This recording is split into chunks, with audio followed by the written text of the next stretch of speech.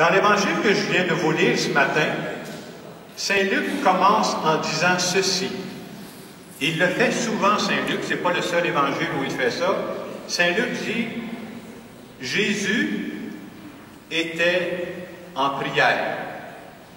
Et c'est bon de prendre conscience de ça parce que Jésus, qui était le Fils de Dieu, pourtant, l'Évangile nous rappelle souvent que Jésus était en prière. C'est comme si Jésus avait besoin de se redire régulièrement qu'il faisait équipe avec son Père. Jésus était conscient pendant toute sa vie qu'il n'agissait pas seul, qu'il était toujours en complicité avec son Père. Et je trouve que dans l'Évangile qu'on a ce matin, c'est peut-être un Évangile où c'est le plus clairement expliqué la spiritualité chrétienne. On oublie ça parce qu'on est venu au monde dans un monde chrétien, mais les chrétiens ne prient pas comme les autres. Et c'est bon de savoir ça, c'est nous autres, ça là. Moi, j'ai vécu en Afrique avec des musulmans, j'ai vu des bons musulmans prier, c'est très bien. J'ai vécu à Jérusalem, j'ai vu des juifs prier, c'est très bien.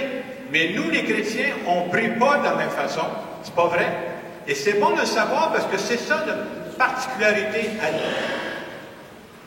Un des endroits où on peut le voir clairement dans cet évangile, où est notre spiritualité à nous, notre façon particulière de prier, c'est quand Jésus dit « Demandez, vous recevrez. Cherchez, vous trouverez. Frappez, les portes vont s'ouvrir. » Autrement dit, dans notre prière chrétienne, nous autres, là, on ne croit pas qu'il faut demander des choses à Dieu, Dieu va régler nos problèmes, puis je me croise les deux bras. C'est pas de la prière chrétienne, ça s'appelle de la magie. C'est pas à ça qu'on croit, pas du tout. C'est pas à ça. Alors, dans la prière chrétienne, ce qu'on veut nous expliquer, spécialement par ce passage-là, c'est qu'il y a toujours une partie qui relève de nous, puis une partie qui relève de Dieu. Et c'est quoi la partie qui relève de nous? Bien, l'Évangile est très clair. Demandez.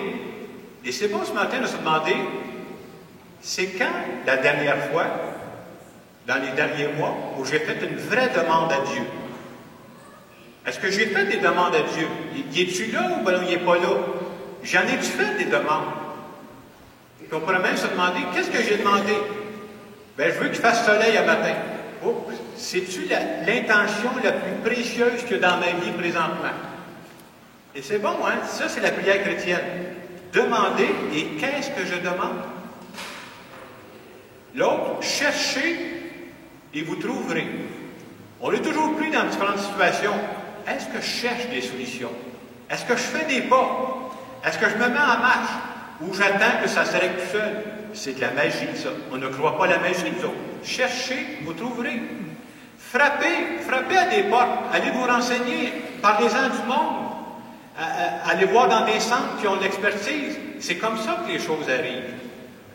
Donc, vous voyez, dans la prière chrétienne, oui, on a une part à faire, puis oui, on fait confiance à Dieu.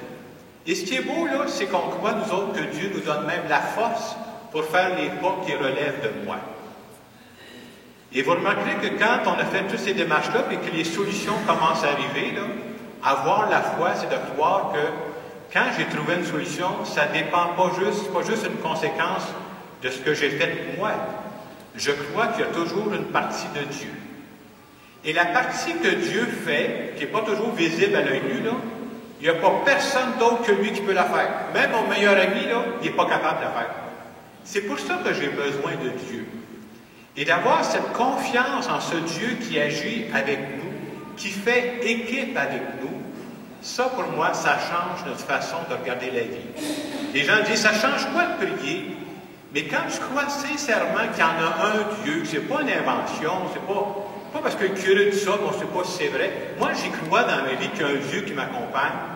Quand il m'arrive une situation difficile, vous comprenez que ça me donne de l'espérance de dire, oui, je vais faire de quoi? Mais moi, je suis tellement faible. Dieu est avec moi. Dieu va me donner la route. Alors, ce matin, c'est un peu ça qu'on veut nous dire. Dieu qui nous accompagne. Vous savez, moi, je suis prêtre. Alors, quand on est prêtre, ça arrive souvent que les gens viennent me voir et disent, bien, vous prierez pour moi, je vis telle chose, vous prierez pour moi. Puis moi, je suis content de faire ça. Moi, c'est un service que je peux rendre, là. Puis je prie tous les jours. Alors, j'essaie de repasser le monde que j'ai vu pendant la journée, puis je prie pour ces gens-là, là. Ça fait 24 ans que je suis prêtre, alors je peux vous dire que des intentions de prière, j'en ai vu de toutes sortes. Mais j'essaie d'appliquer ça à ce que l'Évangile nous dit ce matin. Je vous donne des exemples. C'est arrivé souvent, des étudiants sont venus me voir. « Hey, je vais avoir des examens, hein, priez pour moi. » Vous savez ce que je leur réponds? « Certainement, je vais prier pour toi. Mais va étudier, par exemple. Va te préparer pour ton examen, là. Sinon, c'est pas de la prière chrétienne, ça, là. Vous voyez, ça prend ça, c'est pas magique, notre affaire. D'autres demandes qu'on m'a faites assez souvent, mais je me cherche un emploi, puis j'aimerais trouver un emploi. Est-ce que vous pouvez prier pour moi afin que je trouve un bon emploi? Certainement que je vais prier pour toi. Je veux que tu en trouves un bon emploi. Envoies-tu des CV, par exemple?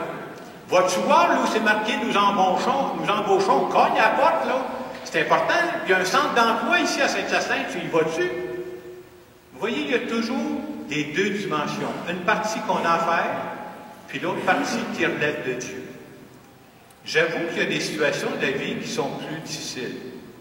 Des situations de la vie où ça nous prend plus émotivement. Je vous donne un exemple de ce qui a été vécu dans ma propre famille à moi. Mon père à moi a travaillé pendant des années chez Concorde Auto, dans le temps que ça s'appelait Concorde, puis mon père était mécanicien, moi. Il n'a pas transmis ça à son gars point de miette, par exemple. Il ne comptait pas sur moi. Alors, mon père a travaillé pendant un certain nombre d'années comme mécanicien chez Concorde. Puis à un moment donné, après quelques années, mon père à moi est tombé malade de façon importante. Puis, bien entendu, il est allé voir le médecin. Puis le médecin a dit à mon père, « Monsieur Lamoureux, il faudrait vraiment que vous quittiez votre emploi. » Pourquoi? Parce que dans ce temps-là, on faisait moins attention dans les garages, mais tous les gares d'échappement, là, ça y amenait des problèmes énormes de santé. Il a dit vraiment, là, vous n'avez pas le choix, il faut quitter votre emploi. C'est facile à dire ça, quitter ton emploi. Mais quand tu es chef de famille et que tu as dans ta famille 6 enfants d'âge scolaire, quitte ton emploi, il n'y a pas de problème. Ouais, je fais quoi, moi? Ils mangent quoi demain matin, ce monde-là? Alors vous comprendrez que pour mon père, c'était quelque chose. Pour mes parents, là, ça leur a fait vivre toute une période d'incertitude. Qu'est-ce qui va nous arriver? Là? Comment on va se débrouiller? Et je peux vous dire, mes parents ne sont pas parfaits, pas plus que moi, là, mais c'était des gens croyants. Alors c'est sûr que mes parents ils ont prié dans ce moment-là. Ils ont demandé l'aide. Mes parents, si c'est vrai qu'ils ont demandé l'aide, ils n'ont pas juste prié, par exemple. Ils ont fait des démarches. Ils ont voulu se renseigner. Ils ont parlé du monde. Parlez-en d'autres. Puis parmi les personnes à qui ils ont parlé à mon oncle, qui est mon parrain, qui s'appelle Jean-Jacques. Jacques, ça vient du nom de mon parrain, voilà. Puis à un moment donné, quelques semaines plus tard, Jean-Jacques, il appelé chez mes parents, il dit « Hey, il dit, je suis passé à Saint-Dominique. Il y a une épicerie à vendre, ça serait bon pour vous autres, ça, là. Vous avez des jeunes enfants, faites-les travailler avec qui vous occupe, ce monde-là, là. Ça va être bon, toute la famille va pouvoir s'impliquer là-dedans. » Et finalement, c'est vrai. Mes parents ont acheté cette épicerie-là, puis ça a permis de faire vivre la famille. Je vous compte ça pour ceci. Est-ce que mes parents ont bougé? Est-ce qu'ils ont fait des démarches? Ah oui, oui. Est-ce que ça veut dire qu'ils ont trouvé ça simplement parce qu'ils ont fait leur démarche? Avoir la foi, c'est croire que, oui, ils ont fait leur démarche, mais Dieu a permis que tout ça arrive juste à point. Vous comprendrez que la foi, ce que je vous dis là, ça ne se prouve pas. Moi, je suis un ancien prof de maths. Si vous voulez que je vous prouve des théorèmes, soyez-vous, je vais vous prouver ça. Je sais que ça ne vous intéresse pas. Là. Mais la foi, ça ne se prouve pas. Tu y crois ou tu y crois pas. Mais comme je disais tantôt, à partir du moment où tu crois que c'est vrai, que je ne suis pas tout seul, que je suis accompagné, que Dieu veut faire équipe avec moi, et que ça change ta façon de regarder la vie, par exemple. Parce qu'après une étape, vous savez, il va en avoir une deuxième. Je ne sais pas c'est laquelle, il y en a d'autres qui s'en viennent. Mais lui, là, il ne me lâchera pas. Lui, il va m'accompagner. Et c'est ça qui est important. J'ajouterais ceci. Moi, je pense que la prière vraie nous transforme. C'est tellement vrai que quand je dis ça, là, quand je prie, des fois, on voudra avoir la réponse tout de suite. Là. On est des êtres humains. Des êtres humains, ce ne sont pas des cafés instantanés. Un être humain, ça a besoin de temps pour bouger, pour cheminer. Quand la prière est vraie, vous remarquerez ça, puis moi je l'ai vécu, c'est pas juste une théorie, là. Entre ce que j'ai demandé au début et ce que je demande des fois un mois plus tard, c'est plus la même chose. C'est comme si je me suis ouvert les yeux, je vois la situation dans laquelle je suis prise, je ne la vois plus de la même façon, je ne vois plus les personnes de la même façon. C'est comme si mon désir c'est probablement rapprocher du désir de Dieu. Et plus je m'approche du désir de Dieu, plus je suis sûr dans la foi que je vais être heureux, parce que Dieu, lui, il veut mon bonheur. Mais moi, mes lunettes, vous comprenez que mes lunettes à moi, là, sont très limitées. Je ne vois pas tout. Dieu, il voit beaucoup plus clair, il voit beaucoup plus loin que moi. Je peux lui faire confiance. Alors ce matin, on est venu vivre l'Eucharistie, on est venu prier. Et la prière qu'on va faire ce matin, c'est une prière chrétienne, pas une prière magique. Je vous invite dans le moment de silence qui va suivre, avez-vous présentement dans votre vie une intention, une situation là, que vous voulez présenter à Dieu, que vous voulez demander à Dieu? Là. J'ai une vraie demande à lui faire, pas juste que vos vacances soient plus longues, une vraie demande. Là.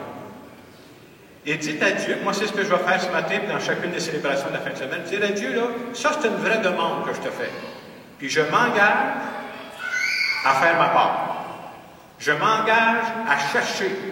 Je m'engage à bouger. Je m'engage à frapper à des portes. Et je fais aussi confiance que toi, là, tu vas faire l'autre bout. Je fais confiance que tu vas faire équipe avec moi. Je vous laisse quelques instants pour présenter à Dieu une demande, une intention qui vous tient vraiment à cœur.